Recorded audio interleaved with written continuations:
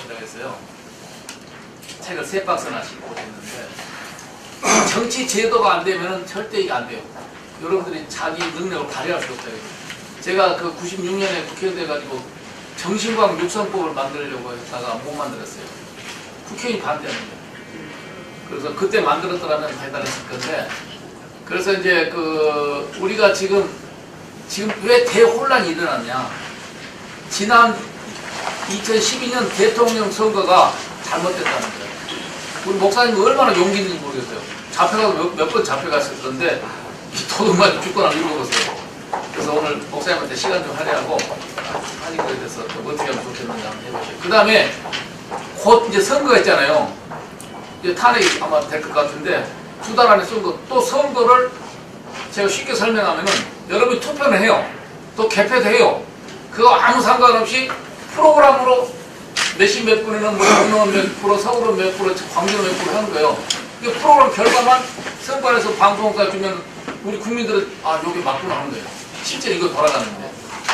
그러니까 이번에 또 도둑 맞을 확률이 많다는 거죠. 우리가 아무리 좋은 사람 뽑으려고 해도 안 된다 이거지. 그래서 이건 저기 마피아보다 더 지도가 놈들이 뒤에서 하고 있는 거예요.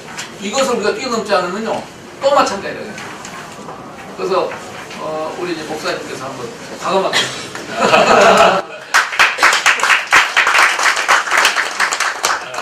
제가 오늘 보니까 여기 모신 어른들이 굉장히 아주 걸출한 분들만 모셨는데 대단하신 어르신들 모였는데 제가 이렇게 감이 또 떠들게 되어서 죄송합니다. 저는 뭐 당근은 없고 이 나라가 이게 바로 되려고 하면은 선거 질서가 세워져야 되는데 지금까지 선거가 거의 그 조작이 되다시피 했습니다.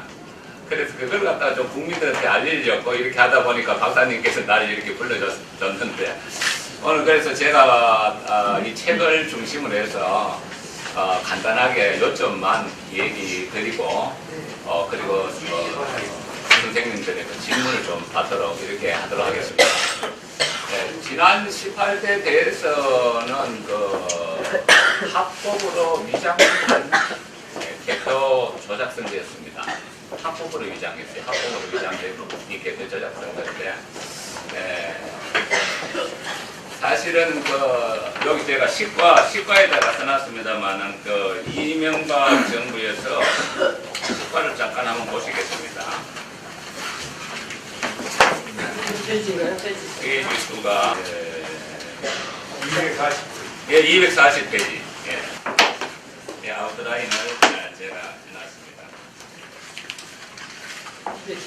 예, 240페이지. 240페이지. 예, 지난 그 이명박 정부는 사실은 그 4대강만 해도 엄청난 그 국고를 낭비하지 않습니까? 4대강 20조. 지금도 뭐 물먹어 도무면 하마가 됐는데, 또 자원 외교 얼마나 또 낭비를 했습니까? 그 몇 페이지 한다? 241페이지 있습니다. 방산 비리, 그리고 SOC, 사유간접자본 투자. 이거를 해서 뭐 저는 뭐 100조를 해놨습니다만 어떤 사람들은 180조를 하는데 엄청난 국고를 탕진했습니다.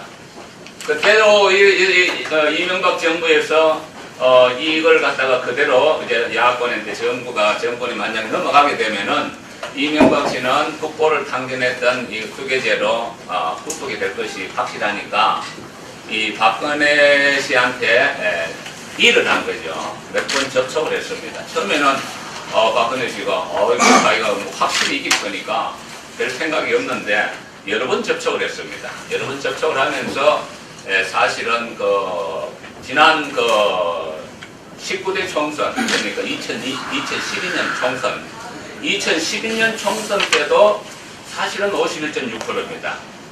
경합 지역은 다 넘어갔습니다. 그러면서 자료를 보여주면서 이것이 이제 이렇게 했다 하면서 다음 정권 창출을 위해서 우리가 힘을 모으자 해서 최종적인 건 제가 알기로는 아마 그 신문 나왔습니다만은 선거 석 달 전에 이명박 대통령하고 박근혜 후보가 만난 걸로 알고 있습니다. 그래서 이명박 씨가 이 전체를 전수조사를 하고 해서 자기가 해줬다는 것을 확신을 줘야 되잖아요. 그래서 아버지 박정희 군사 쿠데타 5.16 51.6% 프로그램을 만들어 주면 자기가 한 것으로 확인하라 했습니다. 이렇게 해서 이 방산비리 4대강 산업 이런 이명박에 대해서는 여러분들 저보다 더 잘 알 겁니다. 이렇게 해서 한 것은 지금 보도를 하지 못하고 있습니다. 예. 그래서 지난 대선 때 사실은 안철수가 이제 사라지면서 문재인하고 이제 결정되자 이때 이제 어떤 일이 있었나 하니까 MB가 사실은 이 비밀 작전을 한 것입니다. 비밀 작전을 하기 위해서 뭔가 사전 작업을 해놔야죠. 김현성 선생님, 잠깐 들었어요. 잠깐 소개하겠습니다. 이 김현성 선생님이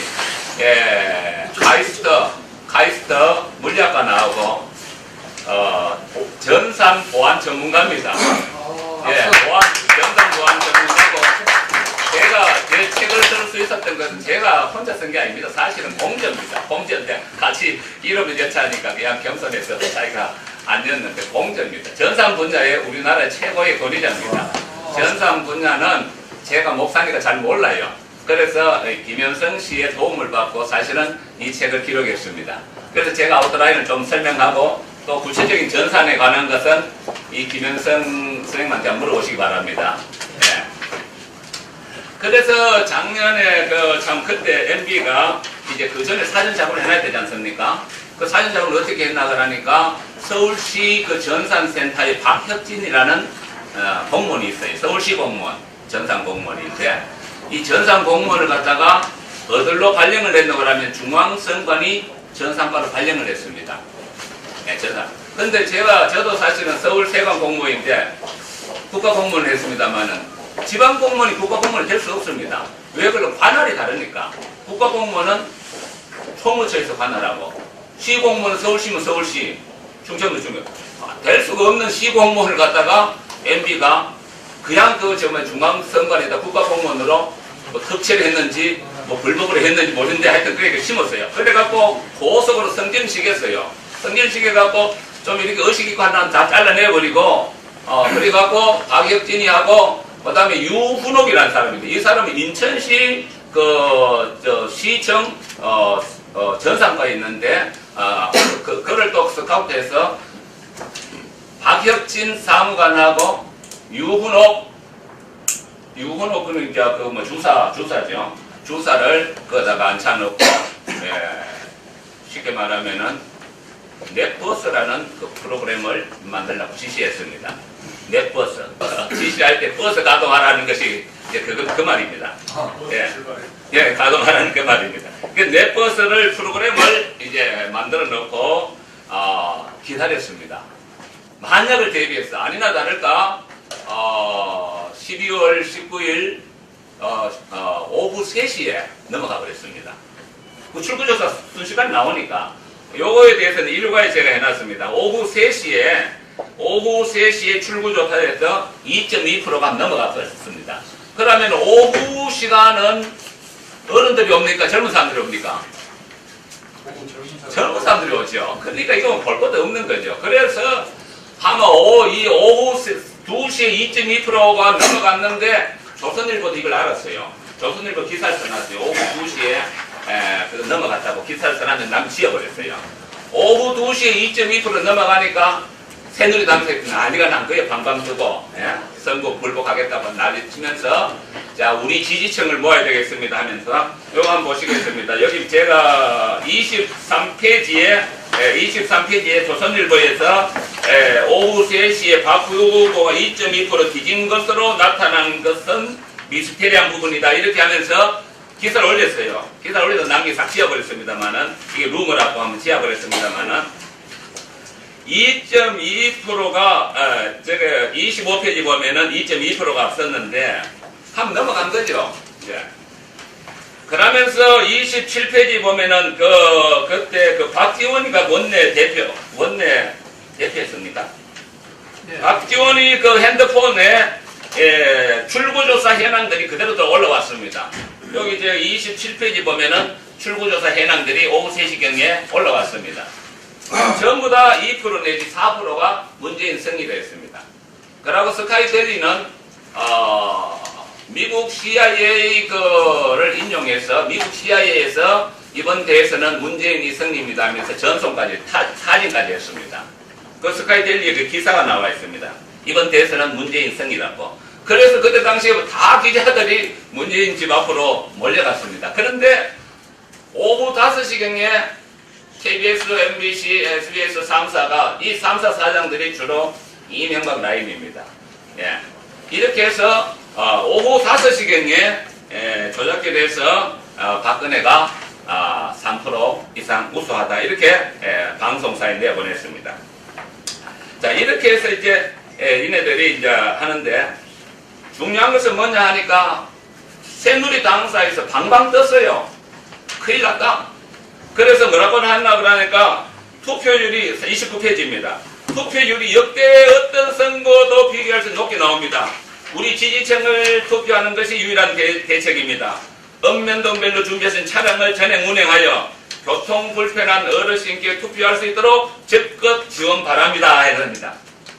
그래갖고 건양세가 그래 했지만은 사실은 새누리당 총괄본부장이 누굽니까?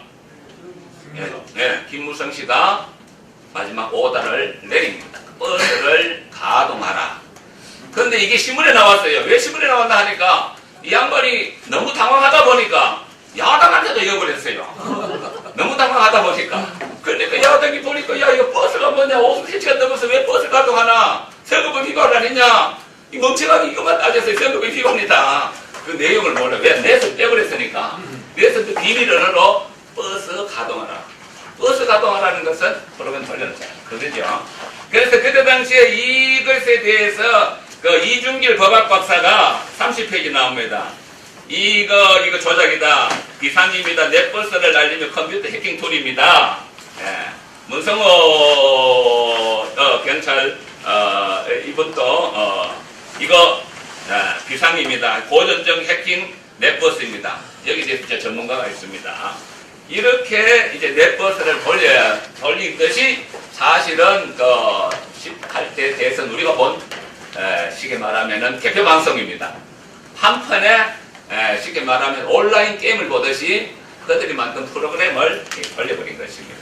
김문성 씨가 그래 놓고나 겁이 나니까 뭐라고 써놨노 그러니까 여기 뒤에 보니까 뭐라고 써놨노 그러니까 겁이 나니까 여러분 대단히 31페이지 감사합니다 고맙습니다 해놓고 도망가 버렸어요 미국으로. 예. 이거 밝혀야 됩니다.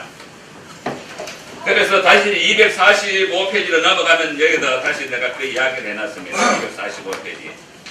자, 어떻게 조작했는가? 여기는 전문가가 있습니다. 그건 전문가한테 맡기고 어떻게 조작했는가? 자, 그건 전문가한테 맡기고 몇 시에 이게 나왔노 그러면은 다시 페이지로 넘어가면은 당선 유력이 몇 시에 나왔노 그러면은 9시도 안 돼갖고 당선 유력이 나왔어요. 이때 서울시 그 득표 개표 상황표는 6%입니다. 6% 개표 상황표의 상태에서 당선 유력이 나왔습니다. 서울시 인구 얼마입니까? 예. 그 6%도 지금 개표 안 해놓고 하려가 당선 유력이 나왔다는 것은 다른 프로그램이 돌아가지 않고서는 그 도저히 있을 수 없는 일입니다. 예. 그건 제가 몇 페이지 해놨나 하니까 예, 당선 유력이 몇 페이지에 나왔나 하니까 80페이지. 거기도 나와 있고 180페이지요. 네, 그래서 당선 유력이라 하면서 이렇게 냈습니다. 그럼 이거 어떻게 자 이런 일이 생길 수 있는가? 저희들이 여기 이제 우리 김현성 씨가 하고 저하고 조사를 했는데 심지어 이런 현상이 나타났어요. 자, 임차 서버에 대해서는 그냥 물어보시기 바랍니다. 중앙선관위는 본 서버를 갖고는 절대로 할 수가 없습니다. 왜? 남이 남잖아요. 남이 남으니까 이걸 깜짝같이 해야 되니까 어떻게 됐냐. 서버를 임차했습니다. 서버 운동 아시죠? 거기에 대해서 저희가 몇 페이지 하니까 14페이지. 서버를 임차를 하는데 서버 임차 조건이 뭐냐 하니까 모든 자료를 소각하라. 선거 끝나고 모든 자료를 소각하라 해놨습니다. 서버. 자, 임차 조건 한번 보세요. 185페이지. 자, 임차 조건에 보면은 모든 자료를 소각하도록 계약서에 그렇게 해놨습니다. 그리고 보안서약서까지 받았습니다. 임차 서버 29대를 도입하면서 보안서약서를 받았는데 186페이지 한번 보시기 바랍니다. 186페이지 보면 보안서약서를 뭐라고 받았냐 하니까 이 비밀을 누설할 때는 국가의 이익을 침해할 수 있기 때문에 재직 중이나 혹은 퇴직 후에도 알게 된 기밀을 타인에게 누설할 때는 보안법 제4조 1항 2호 5호 국가기밀 누설, 이게 국가기밀 누설이랍니다. 국가기밀 누설으로 이걸 갖다 보안법으로 처벌하겠다면 엄청나게 겁지죠.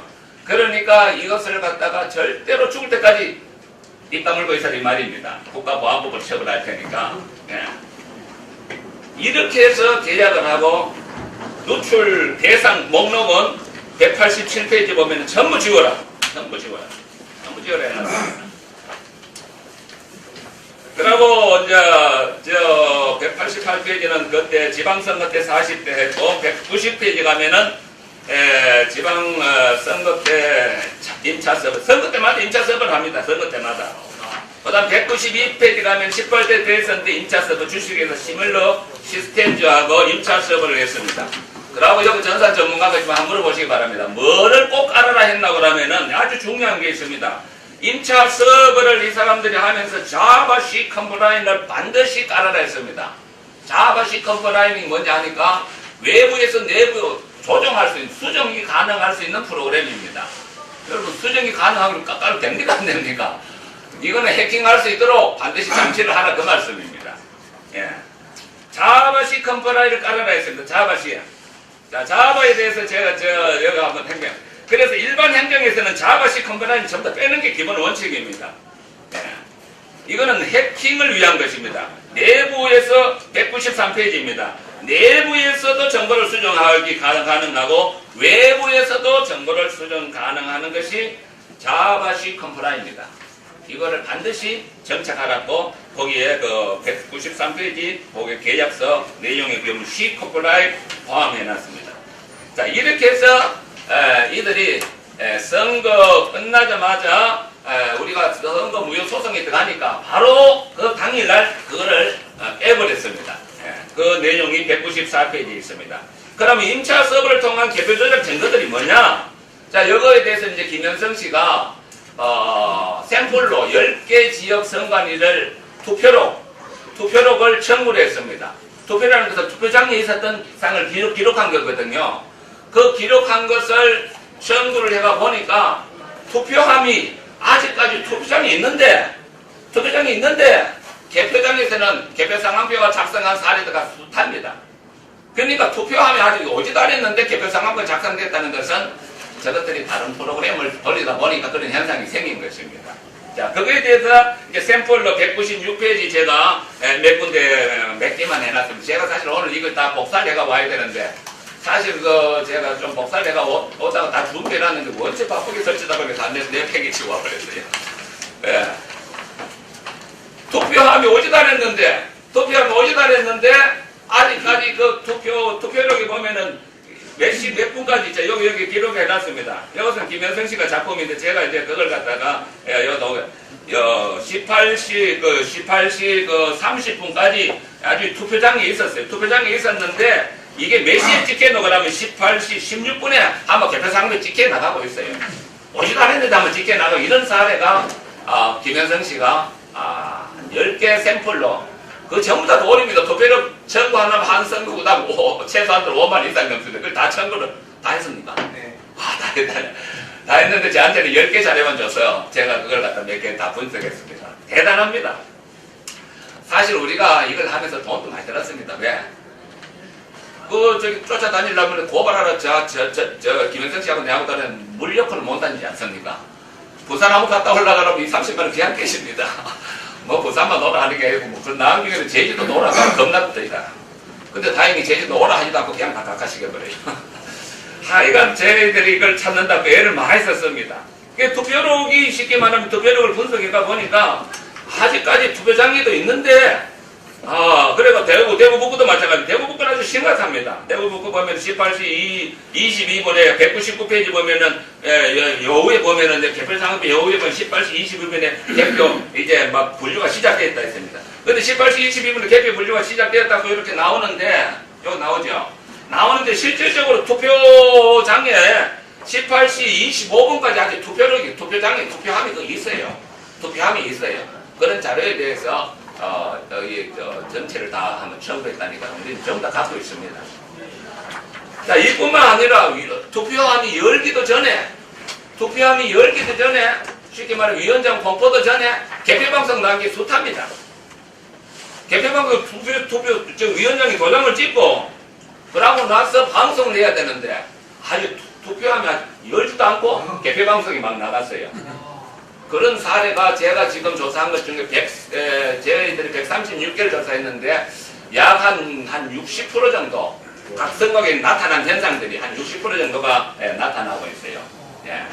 근데 이 사람들은 실수를 하거든.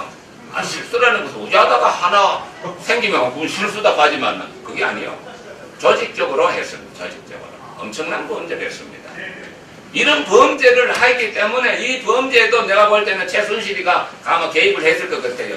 박근혜 자체는 그런 능력이 안 되니까 다 이렇게 개입해서 이명박이하고 만나서 이렇게 하라고 지시를 다 했는 것 같아요. 예. 이렇게 해서 여기 보면은 제주시도 마찬가지입니다. 제주시도 투표함이 있는데 아직 투표장이 있는데 개별 상황표가 작성된 이런 사례들만 해도 저한테 넘겨준 자료만 해도 10개가 넘습니다. 그리고 지역마다 한번 보겠습니다. 159페이지를 한번 보겠습니다. 159페이지. 아주 이거 재미난 사건인데 이것도 고발했습니다만 이거는 신상철 씨가 고발했어요. 광주 북구를 우리가 조사를 해보니까 광주 북구가 105장 개표 상황표가 있는데 위원장 도장이 2개요. 위원장 도장이 제가 2개 이렇게 사진 올려놨죠. 위원장 도장이 2개요. 그래갖고 위원장한테 전화를 했어요. 신상철 씨가 위원장님 도장 2개 쓰신다니까 무슨 소리 하느냐고 화를 내더래요. 내가 어떻게 도장을 2개 써? 그런데 개표 상황표에 도장이 2개 찍혀 있던데요. 그럴 리가 있다. 그럼 도장 딱 또 이제 선거에 전달했는 모양이야. 그러면 다시는. 그래서 이걸 갖다가 조사를 해보니까 105매 중에 31매가 조작된 그 도장으로 찍었어요. 자, 여기를 보니까 원래 채는 글씨가 이렇게 채가 좀 해서 길게 쓰거든요. 그래서 이 사람이 원래 도장은 최인규 이렇게 해놨어요. 근데 이것들이 이제 위원장한테 위원장님 도장 주세요. 조작기 하게. 이거 말 못하지 않나요? 그러니까 당연히 최인규인 줄 알고 최인규인 찍어갖고 개표 방송이 조작은 3종류로 시작됩니다. 어떻게 되지 않습니까? 여론 조작을 합니다. 첫째는 여러분들 지금 텔레비 열심히 보고 있지만은 사실은 여론 조작입니다. 예, 기업에서 어제 문재인 씨하고 이렇게 많이 띄우는데 여론 조작을 하는 것은 지금 우리나라 응답률이 10%도 안 됩니다. 나오는 거 보면 응답률이 미국에서는 30% 이상 안 되면은 발표를 못하게 해야 돼요. 심지어 4.4%도 지난번에 오마이뉴스가 4.9%도 우리가 발표했다 그래요. 그건 아니거든요. 10%도 안 돼요. 요즘은 조금 이제 휴대폰 비율이 좀 많이 높아졌지만 그전에는 휴대폰 비율이 그때 20%도 안 돼요. 그 집전남이. 그 집전남은 누가 봤습니까? 예. 그 다음에 ARS 자동응답. 자동응답 여러분 합니까? 내 곁에도 귀찮아서 안 해요. 그거 누가 하겠어요? 1%도 안 되는데. 이런 걸 갖다가 여론이라면서 계속 띄우니까 국민들은 한번 각인됩니다. 그렇게 되지. 그 다음에 이제 말 그대로 개표 조작을 합니다. 현장에서는. 그러고 이제 현장 개표 조작하면은 현장하고 방송하고 틀리지 않습니까? 이걸 갖다가 어떻게 하느냐? 이걸 위해 갖고 이제 사후 조작을 합니다. 이제 사후 조작한 것이 바로 사례가 바로 이겁니다. 사후 조작. 사후 조작을 하다가 보니까 도장을 갖다가 위원장한테 돌라 하지 뭐하니까 도장을 만든 거죠. 또 위원장한테 도장 돌라 하지 뭐하니까 위원장 도장 치워버리고 자기가 막 사인해갖고 그러면은 내가 보니까 사무국장들이 이거를 갖다가 조직적으로 가담하지 않으면 불가능합니다. 그래서 내가 그걸 보니까 야 이거 박근혜 할만하다. 왜? 사무국장이 252개 사무국장이 있거든요. 이 사람들이 내부 고발하지 않으면 이거는 진짜 이 사람들이 단결한 거예요. 이걸 단결한 거예요. 야, 이거 할만하다 싶어요. 그러니까, 예, 그러니까 이건 비밀이니까 사무국장 아마 혼자나 한두 명 아니면 혼자나 해서 그러다 보니까 도장을 바쁘게 찍다가 보니까 엉망으로 찍어놨어요. 엉망으로 찍어놨어요. 위원장 자리에 막 위원 찍고 부위원장 자리에 위원 찍고 막 뒤집박적으로 해놨어요. 뒤집박적으로 해놨어요. 그래서 이제 샘플로 이제 여기 보니까 여기 보니까 이제 그래서 얘네들이 무슨 도장을 쓰나 그러면 전부 다 고무 도장을 씁니다. 위원 정도 되면 도이 없습니까? 뭐 없습니까? 자기 도장 갖고 찍으면 되는데 아예 선관위가 다 찍어갖고 고무 도장만들 다 줘요. 왜?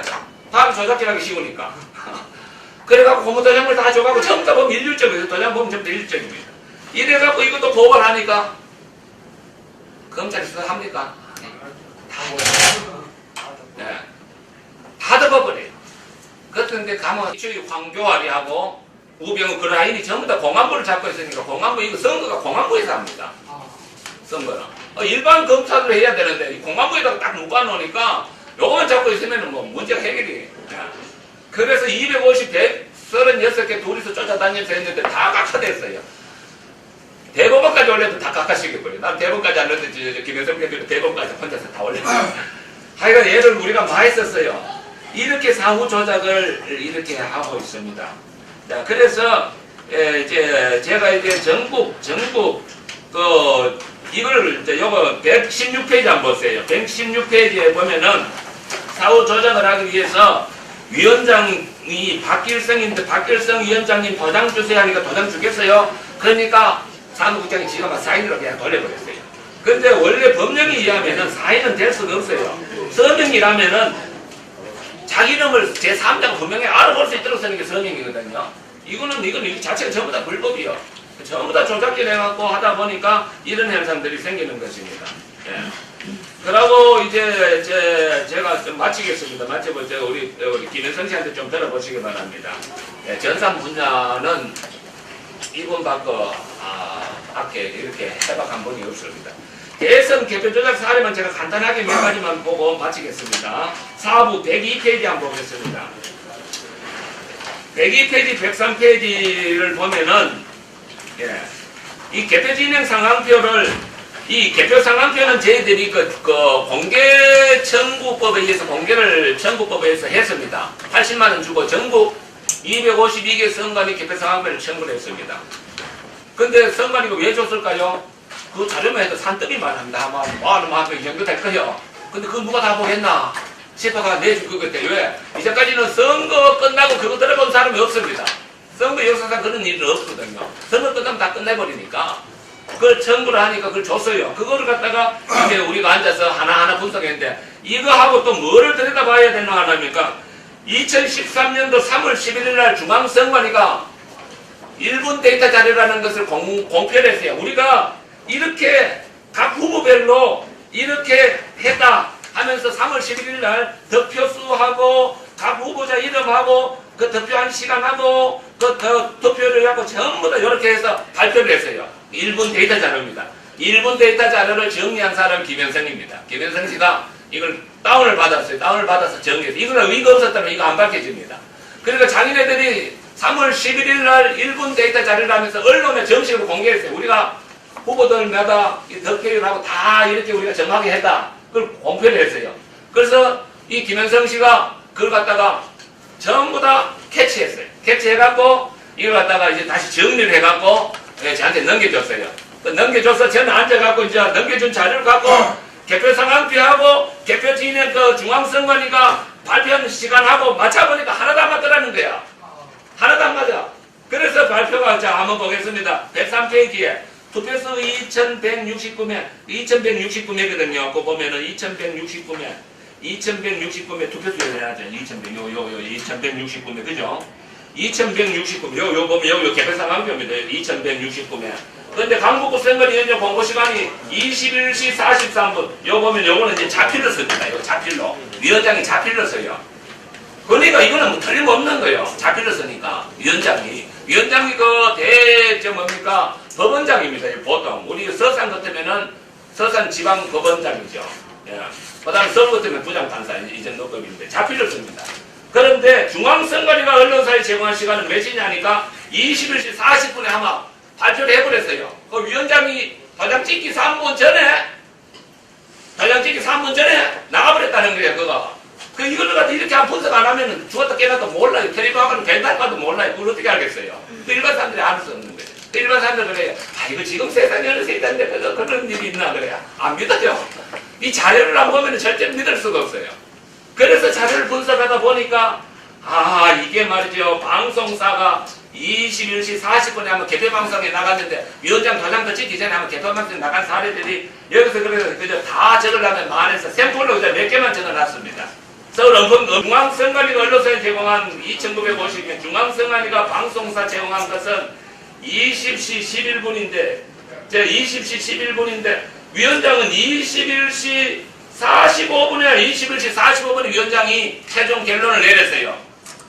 그러고 이게 투표가 시간이 언제 들어갔나 하니까 이 투표지 분류기에서 20시 51분에 투표지 분류기 시작했는데 20시 50분에 했는데 방송사는 20시 11분에 나가버렸어요. 투표도 분류기 다 하기 전에 한번 나가버린 거예요. 그러니까 이거는 이렇게 비교 분석하지 않고서는 죽었다 깨났다 알 수 없습니다. 텔레비가 어떻게 알겠습니까? 그런 거 안 그러죠. 이런 사례들이 부지기수로 쏟아져 나갔습니다. 그러니까 이걸 보고 어떻게 우리가 양심 있는 사람이 어떻게 가만히 있어서 모르면 가만히 있어야지 알고는 어떻게 가만히 있어서 그러니까 김현성 씨하고 둘이 전국을 돌아다니면서 열심히 고발했어요. 열심히 고발해도 열심히 덮어버려요. 열심히 덮어버려요. 예. 잠깐 좀 쉬시고. 예, 제가 마치겠습니다. 저는 마치겠습니다. 전체 전문가. 여러분 어떻게 생각하세요? 우리 5차 산업도 중요한 거죠. 개인이 병들면 개인이 망하고 국가가 병들면 국가가 망하는 거 아니겠습니까? 자, 목사님과 우리 김현승 씨가 간다면 또 김현승 씨한 말 한번 들어봅시다. 자, 박수로. 여러 어르신들 뵈니까 너무 반갑고 좋습니다. 저는 이제 방금 김명 목사님께서 잠깐 소개해 주셨는데 카이스트에서 물리학을 전공했고요. 경영학과 물리학을 전공했고 그리고 사회에 나와서는 컴퓨터 쪽에서 분야를 일하게 되는데 해킹이 많이 일어나고 있지 않습니까? 그래서 해킹 방지 이쪽 분야로 해가지고 제가 99년부터 일을 했습니다. 99년부터 해서 일을 해서 2000년, 2001년에 이제 이 두 개에 걸쳐가지고 국제공인 이제 컴퓨터를 회사 안에 쓰잖아요. 그럼 회사 안에서 조작을 한다든가 부정을 한다든가 이런 일들이 많이 있는데 그런 것을 이제 감시하고 감사하는 그런 시사라고 정보통신 감사 자격을 이제 국제공인 자격을 취득했고요. 2001년에는 이제 국제공인에서 보안 전문가 자격을 취득했습니다. 보안 전문가라는 것은 뭐냐면 해킹 방지하는 기술들이 있다 이런 것을 이제 하는 거고 제가 그거를 2001년에 다 두 개를 취득했는데 그때 우리나라에 5명 정도 됐을 다양한 IT 보안 업체도 있었고 대한민국 거래소 아시죠? 거래소 거기 보면 주가 막 올라가는데 거기에 보면은 증권여산이라고 코스콤이라고 하는 업체가 있는데 그 업체에서 공기업에서 보안 쪽으로 신사업 분야 그래서 우리나라 53개 증권사하고 보험사들의 보안 전체를 이제 관리하는 그런 일들을 했습니다. 그런데 그런 일을 하다가 2008년에는 이제 이명박 정부가 딱 들어서기 직전에 정부에서 그 쿠웨이트에 전산 센터를 만든다 이렇게 얘기를 해서 제가 이제 혼자서 쿠웨이트로 날아가서 쿠웨이트 정부 국가 전체의 전산센터를 구축하는 사업 기획을 원래 싱가포르가 주도를 하고 있었는데 대한민국으로 다 넘겼습니다. 그거를. 그리고 지금도 이제 대통령이 쿠웨이트 가면은 항상 그 전산센터 시설들을 전국에 있는 것을 다 대한민국이 구축하니까 그걸 자랑하고 있는 상황인데요. 그리고 이제 2012년에는 대선 다음날 2012년 12월 20일에 제가 지식경제부 장관상을 받았습니다. 중소기업 활동들을 많이 했다 이렇게 해가지고 주셨는데 저는 그래서 이제 대한민국의 명예를 살리는 일을 열심히 하고 평범한 직장인으로 있었는데 갑자기 대선에서 이상한 일들이 발생을 한 거예요. 그래서 이거는 컴퓨터 관련된 분야 일이 심각하다 이런 생각이 들어가지고 제가 이제 이 사회운동 쪽에 나서게 됐는데 많은 사람들이 얘기할 때 대선이 부정이라는 얘기 많이 있었잖아요. 그리고 아까 얘기했지만 네버스 얘기도 나오고 그다음에 여기 선관위에서 많은 일이 있었고 현장에 있었던 분들이 많은 문제가 있다고 얘기하고 사진도 찍어서 하고 영상도 올리고 그랬는데 그거를 객관적으로 증명할 만한 공공기관에서 또 우리나라의 사회법제도에서 이거를 아니다라고 얘기하는 것은 자기 양심을 속이는 법과 양심을 속이는 것이라고 할 만한 증거들이 많이 없다는 것을 제가 확인하고 말씀드렸던 것처럼 이제 어떻게 이거를 선거를 다시 봐야 되냐라고 하는 관점에서 선거를 다시 배웠습니다. 법도 배우고 선거도 배우고 새로 공부를 했습니다. 태어나서부터 뭐 법관이고 변호사고 한 사람들 없잖아요. 다 공부해가지고 시험 봐가지고 거기에서 이제 하는 건데 뭐 저는 그냥 늦었습니다만은 필요하니까 우리나라의 사회 정의를 그리고 법제 정의를 다시 세워야 되니까 필요하니까 다시 배워서 공부를 했었고요. 제일 중요하게 생각한 것은 저는 이제 물리학을 했고 사람이라고 하는 것들은 잘 아시겠지만 생각하고 행동하고 그런 거잖아요. 생각하고 행동하고 행동이 먼저 갔을 때 생각이 없었다는 것들은 불가능한 거지 않습니까? 그리고 사람이 의지가 있어야지 이심여심 내가 생각한 것을 다른 사람이 이해하고 알아주고 감동해서 같이 하고 동지가 되고 이런 거지 않습니까? 그래서 그런 거를 이제 하는 것처럼 똑같이 선거란 것도 투표를 하고 투표함을 열어서 개표를 하고 그다음에 개표 결과를 종이에 적은 다음에 그거를 중앙에 통보해주면 중앙에서 방송국에 보내서 국민들은 TV를 본다 이렇게 하는 그런 순서가 다 정해져 있는 거죠. 시간적으로.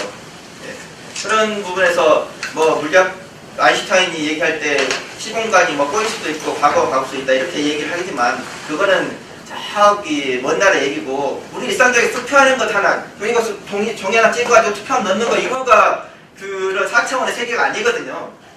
그러지 않습니까? 그래서 투표를 하고 나서 그 다음에 개표하고 그거를 방송하고 국민들이 보는 것은 시간적으로 뒤집어지면 안 된다.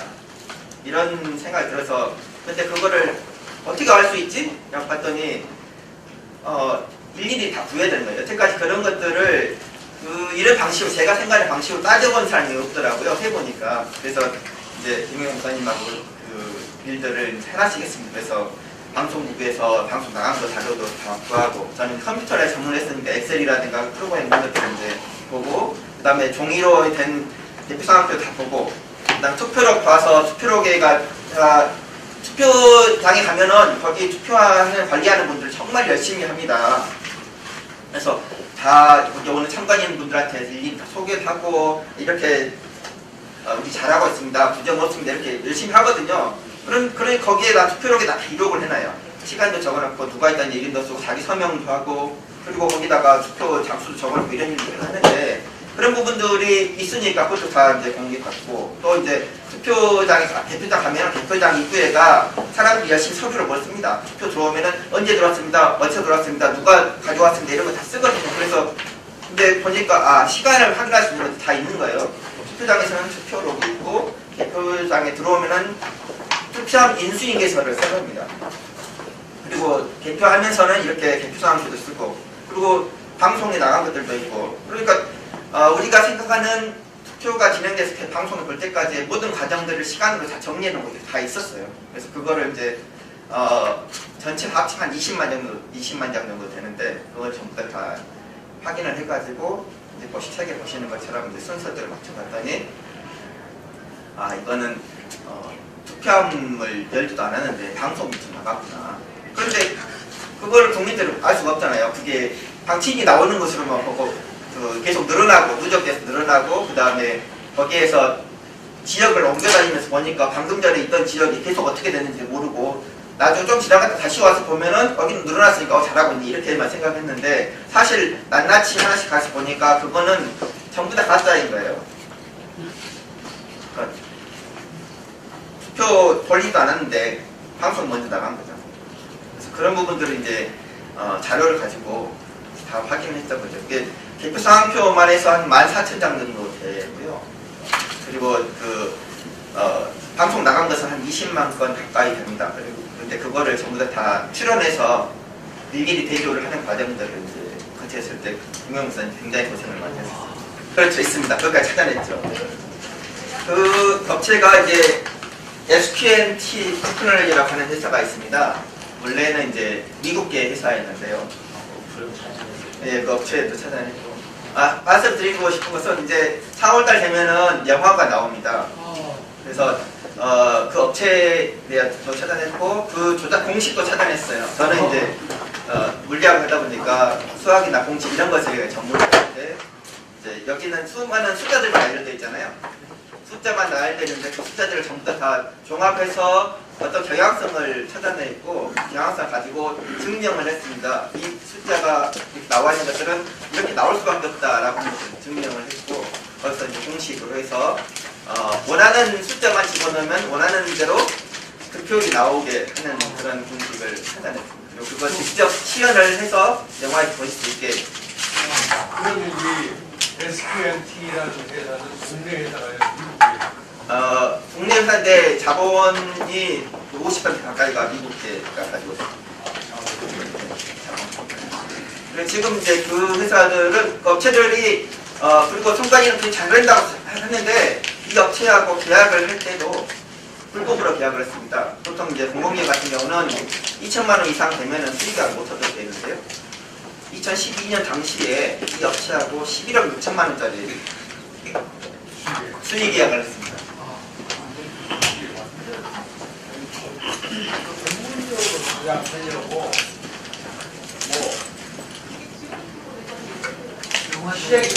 그렇죠. 예. 그 SQNT 테크놀로지를 왜 제가 이야기했냐면 2012년 4월 달에 4.1 총선이 있었죠. 그 다음에 12월 달에 대선이 있었죠. 그런데 11년에 이 프로그램을 개발하고 12년에 불법으로 방금 전에 수의계약으로 해서 운영을 해가지고 13명이 선관위 사무소에서 상근을 하면서 직접 그리고 조작하는 것을 지원을 했습니다. 그리고 나서 그 13년, 14년에는 15년까지는 이 업체가 선관위에서 아무 일 안 했어요. 그런데 지난 16년에 4.13 총선할 때 갑자기 이 업체가 나타나서 또 4.13 총선을 했습니다. 그리고 올해 17년에 대선에 대해서도 이 업체가 지금 2달 전에 계약을 했습니다. 이 업체가 지금 현재 참여하고 있습니다. 네, 이름을 바꿨습니다. SQN 테크놀로지라고 하는 업체였는데 지금은 주식회사 SQNT라고 하는 회사를 바꿨습니다. 네, 그렇죠. 영화 제목 알려. 영화 제목이요. 더 플랜입니다. 영화로서 더 플랜. 되게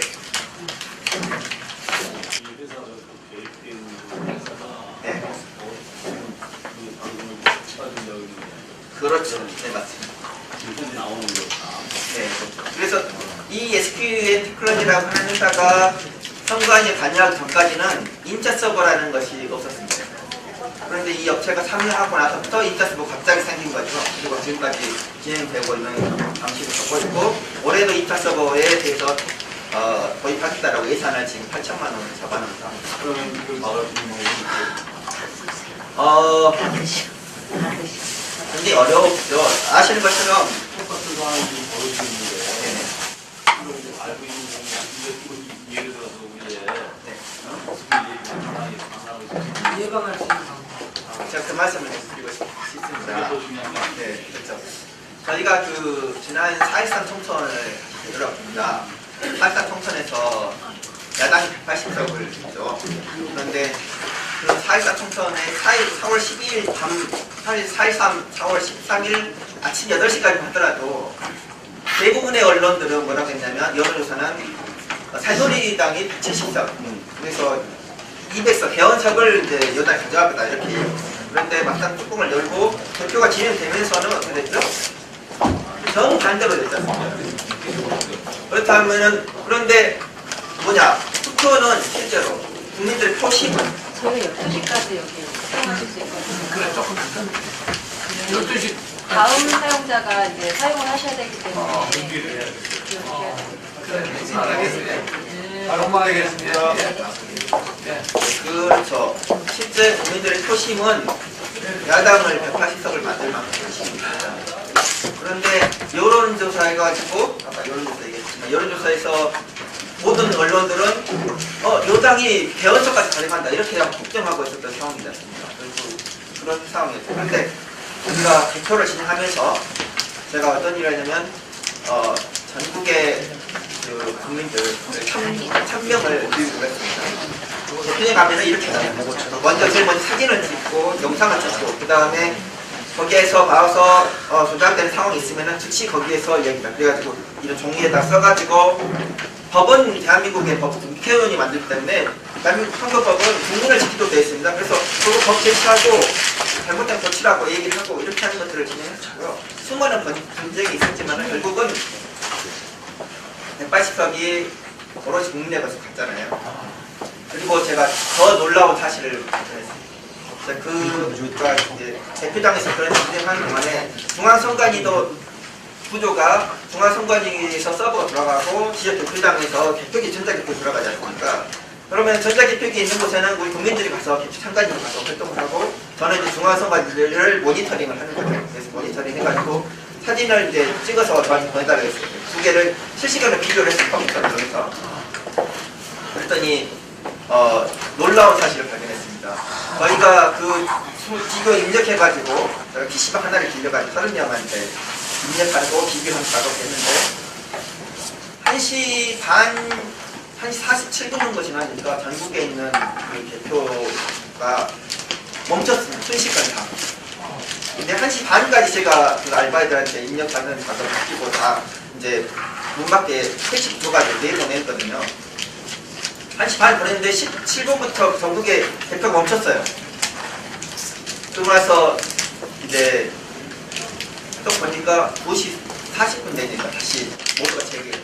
그러니까 TV 보는 분들은 어떻게 하냐면 개표가 왜 안 되고 안 되고 멈춰있지? 지금 그 2시, 1시 반까지 아직 그 옵션 값이 하면서 옵션 피칭하면서 긴장되잖아요. 보고 싶고 어떻게 되는 결과가 보고 싶고. 그런데 1시간 동안이나 전혀 업데이트가 안 되는 거죠. 왜 그런가 하고 제가 나중에 다시 이제 중앙선관위의 자료들하고 방송들을 다 보니까 그 1시간 동안에 이 사람들이 준비해놓은 거 그때까지 1시 반까지는 우리가 1000명 보내가지고 그냥 다 보고 있었잖아요. 근데 이제 비교하는 작업이 제일 중요한데 비교하는 사람들이 나가니까 밑에서 올라와도 비교가 못하니까 문장을 찾아낼 수가 없잖아요. 그래서 다 나가니 그때 다시 그 프로그램을 리셋을 해가지고 2시 40분부터 다시 이제 진행한 거죠. 그래서 다행히 그때까지 2시 40분까지 결정적인 그런 140분의 국회의원들은 거의 당선이 확정된 상황들이어가지고 현재 남아있지만 그 당시 저는 그걸 보면서 소름이 잡혔어요. 그 다음 사람들은 땅굴에 떨어지고. 그렇죠.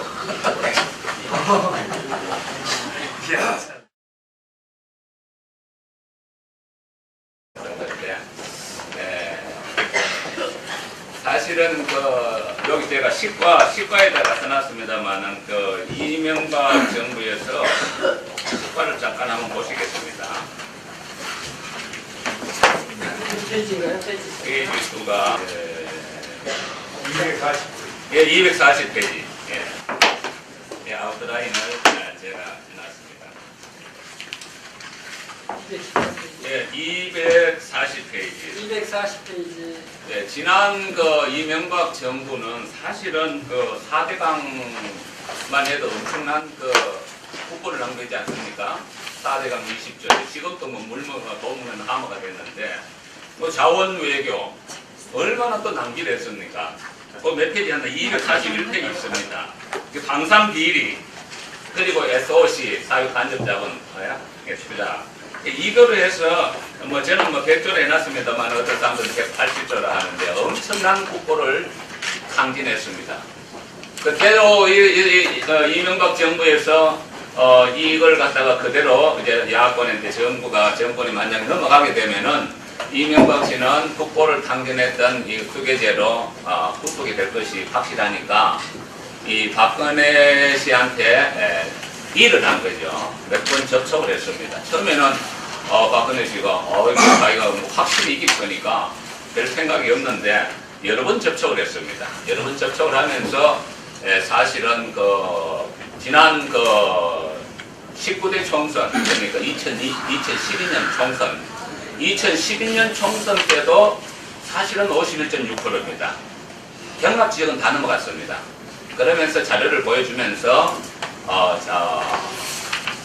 이것이 이제 이렇게 했다 하면서 다음 정권 창출을 위해서 우리가 힘을 모으자 해서 최종적인 건 제가 알기로는 아마 그 신문 나왔습니다만은 선거 석 달 전에 이명박 대통령하고 박근혜 후보가 만난 걸로 알고 있습니다. 그래서 이명박 씨가 이 전체를 전수조사를 하고 해서 자기가 해줬다는 것을 확신을 줘야 되잖아요. 그래서 아버지 박정희 군사 쿠데타 5.16 51.6% 프로그램을 만들어 주면 자기가 한 것으로 확인하라 했습니다. 이렇게 해서 이 방산비리 4대강 산업 이런 이명박에 대해서 여러분들 저보다 더 잘 알 겁니다. 이렇게 해서 한 것은 지금 보도를 하지 못하고 있습니다. 그래서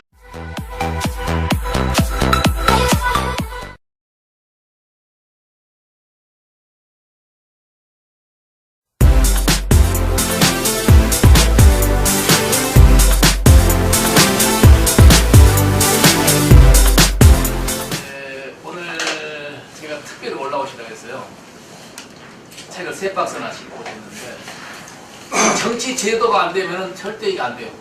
여러분들이 자기 능력을 발휘할 수 없다. 제가 그 96년에 국회의원 돼가지고 정신과학 육성법을 만들려고 했다가 못 만들었어요. 국회의원이 반대하는 거예요. 그래서 그때 만들었더라면 해달했을 건데, 그래서 이제 우리가 지금 왜 대혼란이 일어났냐?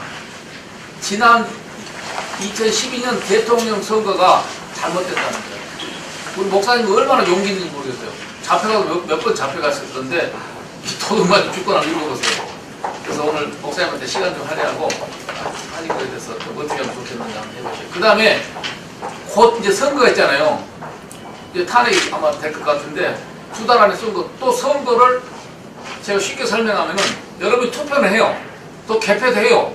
그거 아무 상관없이 프로그램으로 몇십 몇 분에는 경남은 몇 프로, 서울은 몇 프로, 광주는 몇 프로 하는 거예요.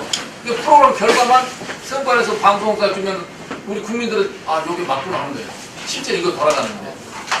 그러니까 이번에 또 도둑 맞을 확률이 많다는 거죠. 우리가 아무리 좋은 사람을 뽑으려고 해도 안 된다 이거지. 그래서 이건 마피아보다 더 지도가 놈들이 뒤에서 하고 있는 거예요. 이것을 우리가 뛰어넘지 않으면요 또 마찬가지예요. 그래서 우리 이제 목사님께서 한번 과감하게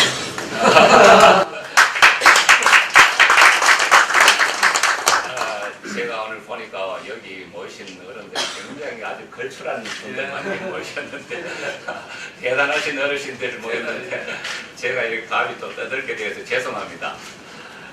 저는 뭐 딴 거는 없고 이 나라가 이게 바로 되려고 하면은 선거 질서가 세워져야 되는데 지금까지 선거가 거의 조작이 되다시피 했습니다. 그래서 그걸 갖다가 좀 국민들한테 알리려고 이렇게 하다 보니까 박사님께서 나를 이렇게 불러줬는데 오늘 그래서 제가 이 책을 중심으로 해서 간단하게 요점만 얘기 드리고 그리고 선생님들의 질문을 좀 받도록 이렇게 하도록 하겠습니다. 네, 지난 18대 대선은 합법으로 위장한 개표 조작 선거였습니다. 합법으로 위장했어요. 합법으로 위장되고 이 개표 조작입니다. 그래갖고 건양새가 그래 했지만은 사실은 새누리당 총괄본부장이 누굽니까? 네, 김무성 씨가 마지막 오더를 내립니다. 버스를 가동하라. 그런데 이게 신문에 나왔어요. 왜 신문에 나왔나 하니까 이 양반이 너무 당황하다 보니까 야당한테도 여버렸어요. 너무 당황하다 보니까. 그러니까 야당이 보니까 야 이거 버스가 뭐냐 50cm가 넘어서 왜 버스 가동하나 선거법 위반을 안 했냐 이 멍청하게 이것만 따졌어요. 선거법 위반이다. 그 내용을 몰라. 왜 내서 빼버렸으니까. 그래서 그 비밀번호로 버스 가동하라. 버스 가동하라는 것은 프로그램 돌려놓자. 그거죠. 그래서 그때 당시에 이것에 대해서 그 이중길 법학 박사가 30페이지 나옵니다. 이거 조작이다. 비상입니다. 넷버스를 날리며 컴퓨터 해킹 툴입니다. 예. 문성호 경찰 이분도 이거 비상입니다. 고전적 해킹 넷버스입니다. 여기 이제 전문가가 있습니다. 이렇게 이제 넷버스를 돌리듯이 사실은 그 18대 대선 우리가 본 쉽게 말하면은 개표 방송입니다. 한편에 쉽게 말하면 온라인 게임을 보듯이 그들이 만든 프로그램을 돌려버린 것입니다. 김문성 씨가 그래 놓고나 겁이 나니까 뭐라고 써놨노 그러니까 요 뒤에 보니까 뭐라고 써놨노 그러니까 겁이 나니까 여러분 대단히 31페이지 감사합니다 고맙습니다 이러고 도망가 버렸어요 미국으로. 예. 이거 밝혀야 됩니다. 그래서 다시 245페이지로 넘어가면 여기다 다시 내가 그 이야기를 해놨습니다. 245페이지. 자, 어떻게 조작했는가? 여기는 전문가가 있습니다. 그건 전문가한테 맡기고 어떻게 조작했는가? 자, 그건 전문가한테 맡기고 몇 시에 이게 나왔노 그러면은 다시 페이지로 넘어가면은 당선 유력이 몇 시에 나왔노 그러면은 9시도 안 돼갖고 당선 유력이 나왔어요. 이때 서울시 그 득표 개표 상황표는 6%입니다. 6% 개표 상황표의 상태에서 당선 유력이 나왔습니다.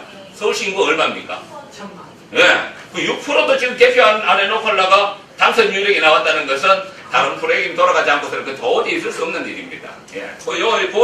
제가 몇 페이지 해놨나 하니까 당선 유력이 몇 페이지에 나왔나 하니까 80페이지. 거기도 나와 있고 180페이지요. 예, 그래서 당선 유력이라 하면서 이렇게 냈습니다. 그럼 이거 어떻게 자 이런 일이 생길 수 있는가? 오후 3시에 넘어가 버렸습니다. 그 출구조사 순시간이 나오니까 요거에 대해서는 일괄에 제가 해놨습니다. 오후 3시에 출구조사에서 2.2%가 넘어가 버렸습니다. 그러면 오후 시간은 어른들이 옵니까? 젊은 사람들이 옵니까? 젊은 사람들이 오죠. 그러니까 이건 볼 것도 없는 거죠. 그래서 아마 이 오후 2시에 2.2%가 넘어갔는데 조선일보도 이걸 알았어요. 조선일보 기사를 써놨어요. 오후 2시에 넘어갔다고 기사를 써놨는데 남 지어버렸어요. 오후 2시에 2.2% 넘어가니까 새누리당에서 난리가 난 거예요. 방방 뜨고 선거 불복하겠다고 난리 치면서 자 우리 지지층을 모아야 되겠습니다 하면서 요거 한번 보시겠습니다. 여기 제가 23페이지에 조선일보에서 오후 3시에 박구 후보가 2.2% 뒤진 것으로 나타난 것은 미스테리한 부분이다 이렇게 하면서 기사를 올렸어요. 기사를 올려서 남기 싹 지어버렸습니다만은 이게 루머라고 하면 지어버렸습니다만은 2.2%가 제가 25페이지 보면은 2.2%가 앞섰는데 한번 넘어간 거죠. 예. 그러면서 27페이지 보면은 그때 박지원이가 원내 대표였습니까? 네. 박지원이 그 핸드폰에 출구조사 현황들이 그대로 또 올라왔습니다. 여기 이제 27페이지 보면은 출구조사 현황들이 오후 3시경에 올라왔습니다. 전부 다 2% 내지 4%가 문재인 승리였습니다. 그리고 스카이텔리는 미국 CIA 를 인용해서 미국 CIA에서 이번 대회에서는 문재인이 승리입니다 하면서 전송까지 사진까지 했습니다. 그 스카이텔리에 그 기사가 나와 있습니다. 이번 대회에서는 문재인 승리라고. 그래서 그때 당시에 다 기자들이 문재인 집 앞으로 몰려갔습니다. 그런데 오후 5시경에 KBS, MBC, SBS 3사가 이 3사 사장들이 주로 이명박 라인입니다. 예. 이렇게 해서 오후 5시경에 조작게 돼서 박근혜가 3% 이상 우수하다 이렇게 방송사에 내보냈습니다.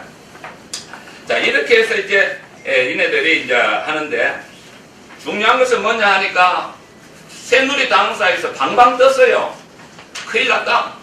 그래서 뭐라고 하나 그러니까 투표율이 29페이지입니다. 투표율이 역대 어떤 선거도 비교할 수 높게 나옵니다. 우리 지지층을 투표하는 것이 유일한 대책입니다. 읍면동별로 준비하신 차량을 전액 운행하여 교통 불편한 어르신께 투표할 수 있도록 적극 지원 바랍니다. 지난 대선 때 사실은 안철수가 이제 사라지면서 문재인하고 이제 결정되자 이때 이제 어떤 일이 있었나 하니까 MB가 사실은 이 비밀 작전을 한 것입니다. 비밀 작전을 하기 위해서는 뭔가 사전 작업을 해놔야죠. 김현성 선생님, 잠깐 들었어요. 잠깐 소개하겠습니다. 이 김현성 선생님이 카이스트 물리학과 나오고 전산 보안 전문가입니다. 전산 보안 전문가고 제 책을 쓸 수 있었던 것은 제가 혼자 쓴 게 아닙니다. 사실은 공저입니다. 공저인데 같이 이름이 여차하니까 그냥 겸손해서 자기가 아니었는데 공저입니다. 전산 분야의 우리나라의 최고의 권위자입니다. 전산 분야는 제가 목사니까 잘 몰라요. 그래서 김현성 씨의 도움을 받고 사실은 이 책을 기록했습니다. 그래서 제가 아웃라인을 좀 설명하고 또 구체적인 전산에 관한 것은 이 김현성 선생님한테 물어보시기 바랍니다. 네. 그래서 작년에 참 그때 MB가 이제 그 전에 사전 작업을 해놔야 되지 않습니까? 그 사전 작업을 어떻게 했나 그러니까 서울시 그 전산센터의 박혁진이라는 공무원이 있어요. 서울시 공무원, 전산 공무원인데 이 전산 공무원을 갖다가 어디로 발령을 했나 그러면 중앙선관위 전산과로 발령을 했습니다. 네, 전산. 근데 저도 사실은 서울 세관 공무원인데 국가 공무원을 했습니다만은 지방 공무원이 국가 공무원이 될 수 없습니다. 왜 그러면 관할이 다르니까. 국가 공무원은 총무처에서 관할하고 시 공무원은 서울시면 서울시, 충청도 충청. 될 수가 없는 시 공무원을 갖다가 MB가 그냥 중앙선관위에다 국가 공무원으로 뭐 특채를 했는지 뭐 불법으로 했는지 모르는데 하여튼 그렇게 심었어요. 그래갖고 고속으로 성진시켰어요. 성진시켜갖고 좀 이렇게 의식 있고 하나 다 잘라내버리고 그래갖고 박혁진이하고 그 다음에 유훈옥이라는 사람인데 이 사람은 인천시 시청 전산과에 있는데 그를 또 스카우트해서 박혁진 사무관하고 유훈옥은 이제 주사죠. 주사를 거기다가 앉혀놓고 쉽게 말하면은 넷버스라는 그 프로그램을 만들려고 지시했습니다. 넷버스. 지시할 때 버스 가동하라는 것이 이제 그 말입니다. 가동하라는 그 말입니다. 그 넷버스를 프로그램을 이제 만들어 놓고 기다렸습니다. 만약을 대비해서 아니나 다를까 12월 19일